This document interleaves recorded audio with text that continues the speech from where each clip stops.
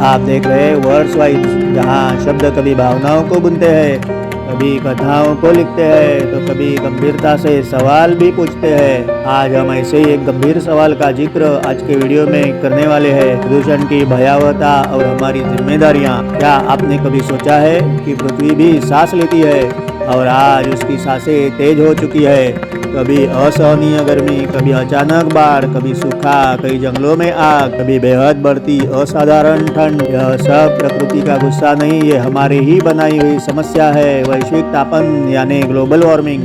इसका पहला अहम उदाहरण है नई दिल्ली में वायु प्रदूषण। लेकिन इसमें सच्चाई, अफवाहें और समाधानों के बारे में अनेकों बवाल भी सोशल मीडिया के जरिए खड़े किए जा रहे हैं। तो आज हम देखेंगे सच्चाई क्या है। यह हकीकत है कि नई दिल्ली आज वायु प्रदूषण की समस्या का प्रतीक बन चुकी है। सर्दियों में तो हालात इतनी खराब हो जाती है कि लोग जोर जोर से खांसते हैं, गले जलते हैं और सांस लेना कठिन लगता है। कई बार सोशल मीडिया पर यह भी कहा जाता है कि दिल्ली में जहरीली गैस फैल गई है। ऐसी अनेकानेक बातें फैलाई जा रही है जो पूरी तरह सच नहीं है। सच्चाई यह है कि दिल्ली की वायु में PM 2.5 और PM 10 जैसे सूक्ष्म प्रदूषण कण बेहद अधिक मात्रा में है, जो स्वास्थ्य पर गंभीर प्रभाव डालते हैं। यह स्तर विश्व स्वास्थ्य संगठन WHO की मानकों से कई गुना ऊपर पहुंच चुका है। दिल्ली में वायु प्रदूषण के मुख्य कारण है वाहनों का भारी उत्सर्जन। सड़क पर लाखों कार, बसें और ट्रक हर दिन चलते हैं। निर्माण कार्य और धूल, सड़क निर्माण सामग्री से उड़ती धूल, भूमिगत जल स्रोतों से उठती धूल, पराली जलाना, ठंड के मौसम में धुएं का ठहराव, टेम्परेचर इन्वर्जन, धुएं और धूल नीचे ही रह जाते हैं और ऊपर नहीं उड़ पाते। कुछ लोग इतने गंभीर मामलों में भी अफवाहें आज भी फैलाते रहते हैं, जैसे यह गैस किसी एक ही बड़े फैक्ट्री से फैली हुई है या सरकार जानबूझकर सूचना नहीं दे रही है। ऐसी सभी ही बिना प्रमाण की बातें हैं। हकीकत यह है कि प्रदूषण का मुख्य स्रोत रोजमर्रा की गतिविधियों और मौसम संबंधित कारणों ही है। अब तत्काल उपायों की बातें करते तो केंद्र और दिल्ली सरकारें कई कदम उठा रही है, जैसे परिवहन सीमाएं, डीजल वाहनों पर रोक, विकल्पीय ऊर्जा का समर्थन, पराली जलाने पर नियंत्रण और योजना अनुसार वायु गुणवत्ता सूचन यानी AQI अलर्ट देना। लेकिन इसमें हम लोगों की भागीदारी ज़्यादा जरूरी है। हेवी ड्यूटी वाहन कम चलाना, सार्वजनिक परिवहन अपनाना, मास्क पहनना और पेड़ लगाने जैसी गतिविधियां प्रदूषण कम करने में मदद कर सकती है, क्योंकि वायु प्रदूषण एक सबसे बड़ी समस्या है। लेकिन सही जानकारी, सार्वजनिक जागरूकता और सामूहिक प्रयास से इसे नियंत्रित करना संभव है। नई दिल्ली को स्वास्थ्य वायु पाने के लिए सरकार, समुदाय और हर नागरिक को मिलकर काम करना होगा। यह सिर्फ नई दिल्ली की बात नहीं है। दुर्भाग्यवश नई दिल्ली इसका पहला बड़ा उदाहरण ठहरा है, लेकिन आज भारत का हर शहर उसी ढलान में आगे बढ़ रहा है। नई दिल्ली की प्रदूषण की समस्या हमें आने वाले महाभयंकर उत्पातों की चेतावनी ही मानकर तुरंत बदलाव की शुरुआत हमसे ही करनी पड़ेगी। धीमा जहर, न धुआं दिखा न आग जली, फिर सी सांसें बोझिल सी हो चली। धीमा जहर, न धुआं दिखा न आग जली, फिर सी सांसें बोझिल सी हो चली। प्रदूषण की खाई में गिरता हुआ दूसरा उदाहरण है महाराष्ट्र के कोंकण में लौटे परशुराम क्षेत्र। लौटे परशुराम रत्नागिरी जिले का यह इलाका MIDC केमिकल इंडस्ट्रियल जोन के लिए जाना जाता है। वहाँ शुरू की गई नई केमिकल कंपनियों से आज वहाँ की हालात गंभीर होते जा रही है। नदी अब नदी सी नहीं रही, पानी में जहर की परतें मिली। विकास के नाम पर पूछ न पाए क्या हमने जीवन की भी कीमत लगाई। जहाँ समुद्र नीला है, नदियाँ जीवन देती है और जमीन सदियों से लोगों का सहारा रही है। जहाँ समुद्र नीला है, नदियाँ जीवन देती है और जमीन सदियों से लोगों का सहारा रही है। लेकिन आज इसी धरती पर एक सवाल खड़ा है, क्या विकास के नाम पर हम जहर बो रहे हैं। महाराष्ट्र प्रदूषण नियंत्रण मंडल MPCB और NGT यानी नेशनल ग्रीन ट्रिब्यूनल की रिपोर्टों में समय समय पर यह दर्ज किया गया है कि कुछ केमिकल उद्योगों द्वारा ट्रीटमेंट के बिना या अधूरे ट्रीटमेंट के बाद अपशिष्ट जल खाड़ी और नदियों में छोड़ा गया है। मछलियों की मृत्यु की घटनाएं सामने आई है। भूजल, ग्राउंड वाटर में रंग, गंध और रासायनिक बदलाव पाए गए हैं। जहरीला पानी जमीन के नीचे डाला जा रहा है। कुछ मामलों में यह सामने आया है कि डीप वेल इंजेक्शन, अवैध बोरवेल डिस्चार्ज जैसी गतिविधियां हुई। लेकिन यह कहना कि सभी कंपनियां ऐसा ही करती है, यह अतिशयोक्ति होगी।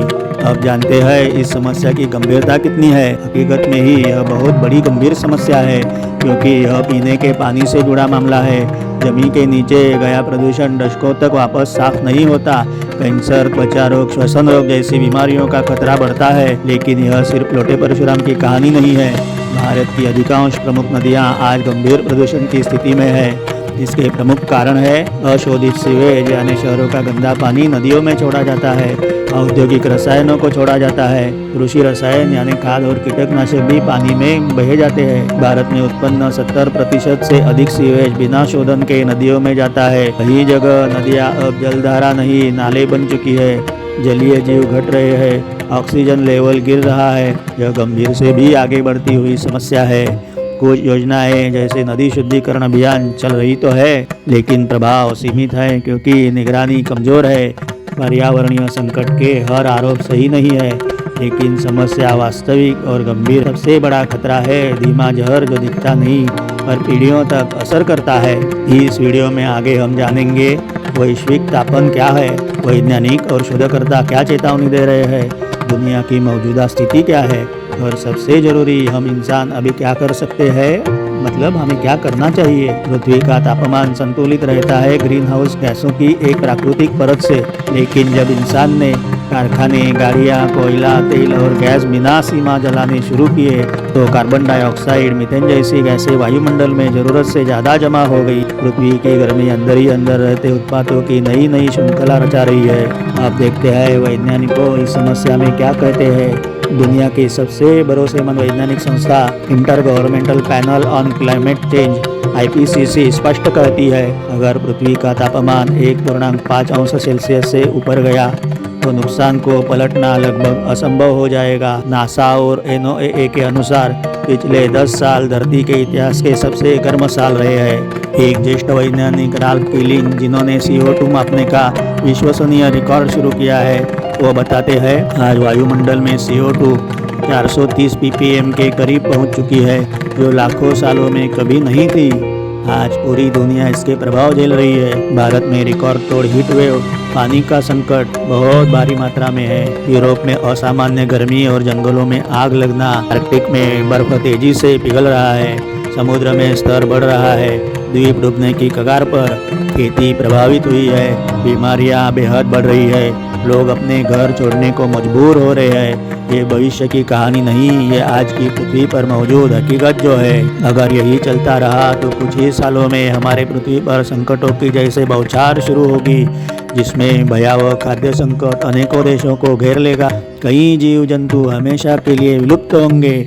आज वैज्ञानिक साफ साफ कह रहे हैं हमारे पास अब समय बहुत कम है, लेकिन फिर भी आशा अभी भी बाकी है। जानते हैं अब हमें तुरंत क्या करना चाहिए। सरकार और दुनिया के लिए कोयला, तेल और गैस पर निर्भरता कम करना, सौर और पवन ऊर्जा को बढ़ावा देना, सख्त पर्यावरण कानून बनाना, जंगलों की कटवाई रोकना, प्रदूषण फैलाने वालों पर सख्त कार्रवाई होना। हम जैसे आम इंसान इसमें क्या कर सकते हैं? हम बिजली और पानी बचा सकते हैं, प्लास्टिक का कम से कम इस्तेमाल कर सकते हैं, और सबसे महत्वपूर्ण ज़्यादा पेड़ लगा सकते हैं, यानी लगाना ही चाहिए। सार्वजनिक परिवहन अपनाएं, खाने की बर्बादी रोके, जागरूक बने और आवाज़ उठाए। याद रखिए हर छोटा कदम मायने रखता है।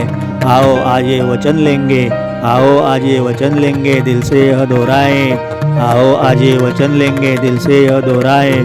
प्रदूषण न करेंगे, हमारी सुंदर वसुंधरा को बचाएं। आओ आज यह वचन लेंगे, दिल से यह दोहराएं। प्रदूषण न करेंगे, हमारी सुंदर वसुंधरा को बचाएं। धरती माँ मुस्काएगी जब हर मन समझ जाएगा, प्रदूषण से नाता तोड़ो जीवन खुद संवर जाएगा। धरती माँ मुस्काएगी जब हर मन समझ जाएगा, प्रदूषण से नाता तोड़ो जीवन खुद संवर जाएगा। धरती माँ मुस्काएगी जब हर मन समझ पाएगा। आज बचाए प्रकृति को तो ही कल हमारा भविष्य मुस्काएगा। धुएं ने ढकली नीली गगन की उजली चादर, दम घुटने लगा है अब। इंसान हो या हो नदिया या सागर, एक पौधा जो आज लगाए 100 सांसों का उपहार। जल जंगल जमीन बचे, यही हमारा संस्कार। छोटी छोटी आदतों से बड़ा बदलाव लाएं। छोटी छोटी आदतों से बड़ा बदलाव लाए।